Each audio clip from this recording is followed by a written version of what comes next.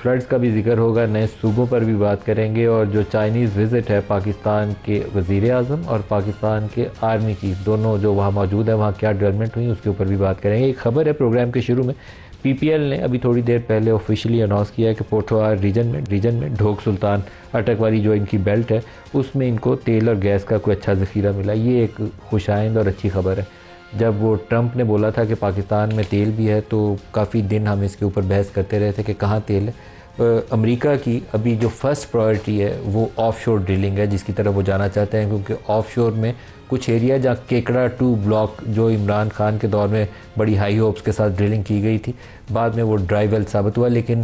تقریباً جتنے international services ہیں وہ اسٹیبلش کرتے ہیں کہ اس کے نیچے تیل اور گیس کا بڑا ذخیرہ موجود ہے پوٹینشلی، صرف رائٹ پلیس کو آپ کو ہٹ کرنا ہے تاکہ وہاں سے آپ تیل اور گیس نکال سکیں۔ تو کبھی امید ہے کہ انشاءاللہ جس دن اللہ پاک کا کرم ہوا وہاں سے بھی نکلے گا، لیکن یہ ہماری پوٹھوہار بیلٹ جو ہے جہاں چھوٹی چھوٹی فائنڈز ہو رہی ہیں یہ بھی رچ ہے، اور اس کے علاوہ بلوچستان میں جو خضدار والا علاقہ ہے اس میں بہت زیادہ بڑے ذخائر ہونے کے کبھی امکانات موجود ہیں۔ تو آئندہ آنے والے دنوں میں اگر پاکستان اور امریکہ اور چائنا یہ اس شعبے میں پاکستان کی مدد کریں تو پاکستان میں ایک اچھا ذخیرہ تیل اور گیس کا نکل سکتا ہے، جس سے ہم 15-16 ارب ڈالر یا 18 ارب ڈالر جو تیل کی امپورٹ کے اوپر سالانہ صرف کرتے ہیں اور بیلنس آف پیمنٹ کرائسس کا شکار ہوتے ہیں، اس سے ہم بڑے پیمانے پر نکلنے میں، یہ اگر کوئی اچھی فائنڈ 1 یا 2 بڑے آپ کے ریزروز نکل آئیں تو ہم اس کرائسس سے نکل سکتے ہیں۔ دوسری جو امپورٹنٹ نیوز ہے آج وہ خواجہ آصف کا ایک سٹیٹمنٹ ہے جو نئے صوبوں کے حوالے سے۔ نئے صوبوں کی بحث کے اوپر ہم نے گزشتہ روز رانا ثناء اللہ خان سے بھی کافی تفصیل سے بات کی تھی، لیکن رانا صاحب جو تھے وہ نئے صوبوں کے اوپر کہتے تھے کہ نئے صوبوں کی بات میڈیا کر رہا ہے، کوئی 12 کا ذکر کرتا ہے، کوئی 30 کی بات کرتا ہے، تو یہ میڈیا کے حوالے سے گوسپ ہے، ابھی اس کے اوپر کوئی سیریس کام نہیں ہو رہا۔ لیکن وزیر دفاع خواجہ آصف جو ایک سینئر ممبر بھی ہیں رولنگ پارٹی کے، ان کا سٹیٹمنٹ کیا ہے وہ دیکھیے، دکھائے گا۔ بحث چل رہی ہے سارے ملک میں کہ وہ بننے چاہیے، نیشنل ڈیبیٹ اس کے اوپر ہو رہی ہے، ساری دنیا مناتی ہے، اگر ہمارے ملک میں بن جائیں گے تو کوئی ذائقہ نہیں ہے، اچھی بات ہے،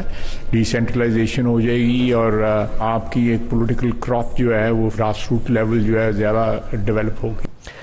خواجہ صاحب نے جو لفظ استعمال کیا ہے ڈی سینٹرلائزیشن کا، جب NFC ایوارڈ کیا گیا تھا تو اس کے نیچے پروونشل فائنانس کمیشنز بننے تھے۔ پروونشل فائنانس کمیشنز نے وہ وسائل جو مرکز سے صوبوں کو ٹرانسفر ہوئے تھے ان کا حصہ ڈویژنز کو، ڈسٹرکٹس کو ٹرانسفر کرنا تھا، تاکہ جو سب نیشنل گورنمنٹس ہیں، جو لوکل گورنمنٹس ہیں، وہ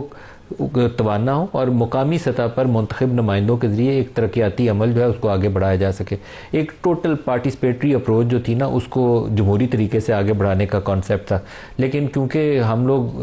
ڈی سینٹرلائزیشن کا صرف نام لینا پسند کرتے ہیں، اختیار کسی کو تفویض کرنا ہمیں بالکل پسند نہیں ہے، ارتکاز پسند ہے ہمیں اختیارات کا اور وسائل کا۔ یہاں سے مرکز سے صوبوں کو پیسے گئے، بڑا چنک آپ کچھ 60% کے قریب تو صوبے لے جاتے ہیں، اور وہاں پہ پھر تصویریں چھاپنے، کچرے کے ڈبے سے لے کر جو سیلاب زدہ بچے ہیں اس کو جو دودھ یا بسکٹ کا ڈبہ دیتے ہیں اس کے اوپر بھی تصویر چھاپ کے دیتے ہیں، وہ وسائل کا استعمال یہ ہو رہا ہے۔ تو اب 2 طریقہ کار ہیں، یا تو یہ ہے کہ آپ صوبے جو ہیں ان کو چھوٹی اکائیوں میں بنا دیں تاکہ ایک تو مینیجیبل بھی ہو جائیں اور زیادہ ایفیشینٹ اس کے وسائل کا یوٹیلائزیشن ہو جائے، لیکن یہ ایک کانسیپٹ ہے کہ بڑا ایفیشینٹ یوز ہوگا کہ نہیں ہوگا، کیونکہ اکنامک وائبلٹی کا ماڈل جو ہے وہ آپ کو مد نظر رکھنا پڑتا ہے۔ لسان کے اوپر نہیں آپ بناتے، کسی ذات برادری پہ نہیں بناتے، آپ اکنامک وائبلٹی کا پورا ایک ماڈل بناتے ہیں، اس میں تمام پیرامیٹرز کو آپ مد نظر رکھتے ہوئے آپ بیٹھ جائیں، ساری پولیٹیکل پارٹیز بیٹھ جائیں، سارے سٹیک ہولڈرز بیٹھیں اور چارٹ آؤٹ کر لیں کہ یہ پلان ہے ہمارا 8، 10، 12، 14، 16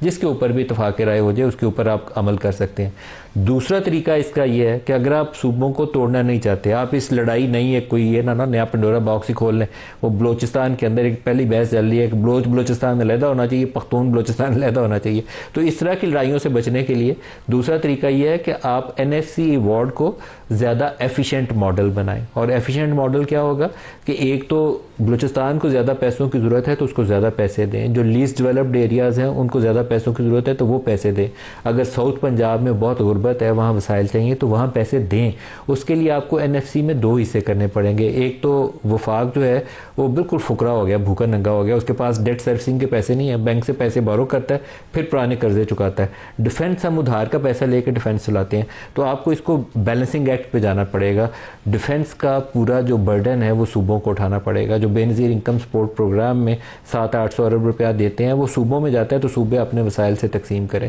اسی طریقے سے جو صوبوں سے وسائل ڈسٹرکٹس میں ٹرانسفر ہونے چاہیے اس کے اوپر لیجسلیشن کرنی پڑے گی تاکہ پابندی ہو. چیف منسٹر لاہور میں، کراچی میں، پشاور میں بیٹھ کے مزے اپنے نہ کر رہا ہو بلکہ وہ پابندی ہو کہ یہ ڈسٹرکٹس میں جانے ہیں. اس کے اوپر رانا ثناء اللہ نے کیا کہا وہ بھی سنیے.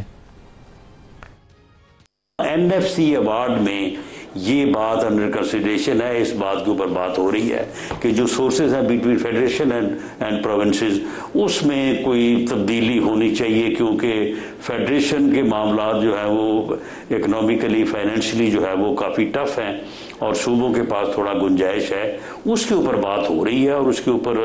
کوشش کی جائے گی کہ کنسنسس کے ساتھ کوئی معاملہ کیا جائے. جی.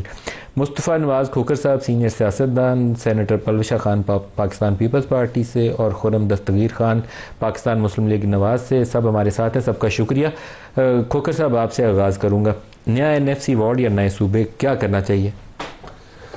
ملک صاحب جیسے آپ نے ابتدائیے میں کہا، اس میں کوئی شک نہیں ہے کہ 18ویں ترمیم کا جو اصل مقصد تھا وہ یہی تھا کہ جو ڈیولوشن ہے وہ وفاق سے پروونسز کو ہوگی اور پھر پروونسز سے آگے فردر ڈویژنز اور ڈسٹرکٹس کو ہوگی. لیکن ہوا کیا کہ چیف منسٹر سارے پروونس کے اندر وہ بادشاہ بن کر بیٹھ گئے اور فردر ڈیولوشن ہوئی نہیں. اچھا، اور پھر فردر ڈیولوشن میں ہم سیاستدان سب سے بڑی رکاوٹ ہے. ہم نہیں چاہتے کہ ایک افیکٹو لوکل گورنمنٹ سسٹم ہو. لوکل گورنمنٹ سسٹم یہ بھی ہماری بدقسمتی آپ کہہ لیں کہ جب کبھی کوئی ڈکٹیٹر اس ملک میں رہا تو وہی ایک افیکٹو لوکل گورنمنٹ سسٹم لے کر آیا، لیکن ہم سیاستدان نہیں لے کر آئے. ہماری کوشش یہی ہے کہ عوام کو اپنے مسائل کے حل کے لیے ہماری دہلیز پر آنا پڑے، کوئی نئی متبادل قیادتیں نہ تیار ہوں، اس لیے یہ لوکل گورنمنٹ والا سسٹم ہمیشہ ٹھپ ہی رکھو. لیکن اس ساری بحث میں میرے نزدیک جو سب سے اہم ایشو ہے وہ ہے لیجٹمیسی کا. موجودہ پارلیمنٹ اگر اتنی بڑی ایڈمنسٹریٹو ایکسرسائز کرنے جا رہی ہے 27ویں آئینی ترمیم کے ذریعے، تو ہمارے ملک کے اندر جو فالٹ لائنز ہیں وہ فالٹ لائنز پروناؤنس ایک دم ہو جائیں گی. 6 نہریں تو آپ بنا نہیں سکے. آپ نے دیکھا کہ جب آپ نے اناؤنس کیا 6 نہروں والا معاملہ تو پورا کا پورا سندھ باہر تھا. آپ اگر اب یہ اسپیکولیٹو گفتگو ہے کہ اگر نئے صوبے بناتے ہیں، اور پھر ہم یہ بھی سن رہے ہیں کہ بلوچستان کے اندر کچھ فیڈرل ٹیریٹریز بھی کریٹ کی جائیں گی، وہ ایڈیشن بھی ہوگا. یہ ایسی بحث ہے کہ جو ایک ایسی پارلیمنٹ جس کے پاس عوام کا مینڈیٹ نہ ہو، جس کے اپنے مینڈیٹ کے اوپر بہت بڑے کویسچنز ہوں، وہ اتنی بڑی ایڈمنسٹریٹو ایکسرسائز کرے گی، ملک میں آگ لگنے کا خدشہ ہے. آگ لگنے کا خدشہ ہے بالکل.